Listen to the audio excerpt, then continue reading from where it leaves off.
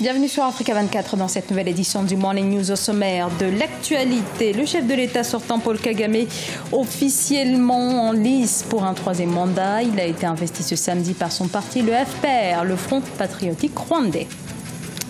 Des centaines d'Ivoiriens dans les rues ce samedi pour une marche dite de la colère, une manifestation à l'appel de l'opposition pour dénoncer la situation politique fragilisée par la crise des soldats mutins. Et la Tanzanie promeut les moyens de paiement par mobile. Le pays recense aujourd'hui plus de 16 millions d'utilisateurs de services financiers sur mobile. Au Rwanda, le président sortant Paul Kagame est officiellement candidat à sa propre succession. Il a été investi ce samedi par son parti, le Front patriotique rwandais. Il est ainsi autorisé à briguer un troisième mandat lors du scrutin fixé au 4 août et pour lequel il part déjà grand favori. Sharon Kamara. C'est la fin d'un faux suspense. Sans surprise, le parti au pouvoir au Rwanda, le Front patriotique rwandais, a désigné samedi 17 juin le président sortant Paul Kagame, candidat du parti pour les élections prévues le 4 août 2017. Vous m'avez demandé de rester et je suis resté.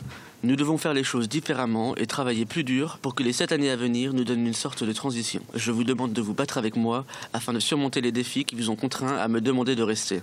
Au pouvoir depuis 2000, le président Paul Kagame a la possibilité de briguer un troisième mandat depuis qu'il a fait modifier la constitution du pays en 2015 à la suite d'un référendum. Celle-ci a permis de rallonger la durée des mandats à 7 ans. Elle permet surtout au président Kagame de se représenter pour un troisième mandat de 7 ans, puis à 2 autres de 5 ans. Ce n'était pas vraiment une surprise parce que depuis l'année, lors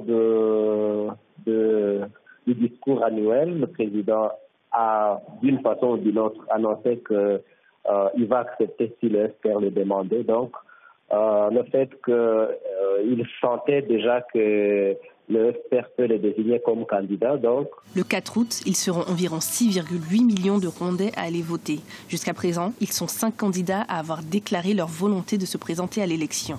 La liste provisoire des candidats sera présentée le 27 juin et les noms des candidats qualifiés seront publiés le 7 juillet, une semaine avant le début de la campagne.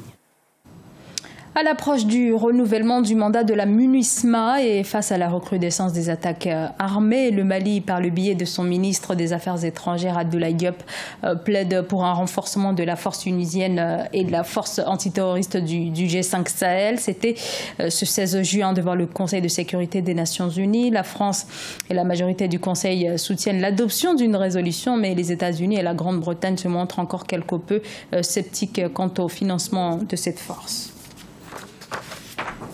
En Côte d'Ivoire, un millier de personnes ont répondu à l'appel à manifester d'une frange de l'opposition. Un rassemblement s'est tenu ce samedi à Abidjan pour dénoncer le dénouement de la crise des mutins et la politique sociale adoptée par le gouvernement. Sharon Kamara. Ils étaient presque 1000 personnes à manifester ce samedi 17 juin à Abidjan contre les inégalités sociales et la crise des mutins. Les manifestants, escortés dans le calme par la police, sont partis de la gare de Bassam dans la commune de Trècheville au sud d'Abidjan jusqu'à la place des Martyrs d'Adjamé au nord de la ville. La marche était dirigée par l'opposant Pascal Afin-Guessan qui dirige une branche du Front populaire ivoirien. La Côte d'Ivoire a décidé de rompre avec la peur. Les démocrates ont décidé de se mettre debout et d'exercer pleinement leurs droits, de prendre en main leur destin et d'exprimer haut et fort leur mécontentement quand il faut le faire. Nous dénonçons un pouvoir répressif, un pouvoir qui n'aime pas la liberté et la démocratie.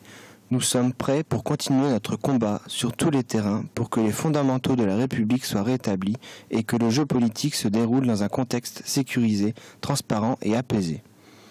C'est cela notre ambition, de manière à ce qu'en 2020, l'alternance soit possible en Côte d'Ivoire. Baptisée Marche de la colère, cette manifestation a été l'occasion pour ce parti de l'opposition d'exprimer sa déception suite à des promesses non tenues du président Alassane Dramane Ouattara, qui appartient au parti du RDR. Ces promesses concernent les secteurs de l'éducation, de la santé, mais aussi de l'aide aux femmes. Les manifestants déplorent également le fait que l'État ait cédé à la pression des mutins en leur remboursant des arriérés de salaire, alors que de nombreux fonctionnaires vivant une situation similaire n'ont toujours pas été payés. C'était une marche pour Afin-Guessan lui-même d'abord, parce que c'est une façon de pouvoir exister sur le paysage politique ivoirien qui reste très très largement dominé par Guillaume Soro, Alassane Ouattara et bien même Laurent Gbagbo qui se trouve toujours emprisonnés à La Haye. Les manifestants, partisans du FPI, le parti fondé par l'ancien président Laurent Gbagbo, lui sont restés fidèles. Lors de cette marche de la colère, de nombreux partisans n'ont cessé de réclamer sa libération. Le paiement par mobile continue de s'étendre sur le continent et dans ce domaine, la Tanzanie est en pole position. Plus de la moitié des utilisateurs de téléphones portables ont adopté ce mode de paiement. La Tanzanie qui est par ailleurs le premier pays d'Afrique en termes de mise en place de réformes favorables à l'inclusion financière de la population. Je vous propose d'écouter. Nous ne pouvons pas être au premier plan avec les banques comme base du mode de transaction financière. Nous devons d'abord mettre l'accent sur la promotion du paiement mobile parce que la plupart des personnes sont introduites dans l'inclusion financière grâce aux services d'argent mobile. Nelson Mandela érigé en monument à Conakry, la capitale guinéenne. Il s'agit d'une sculpture géante en aluminium. Le nom du chef-d'œuvre, 46 664, numéro du prisonnier de l'ancien chef d'État sud-africain, symbole de la lutte contre l'apartheid. Reportage à notre correspondant Emmanuel Minimono.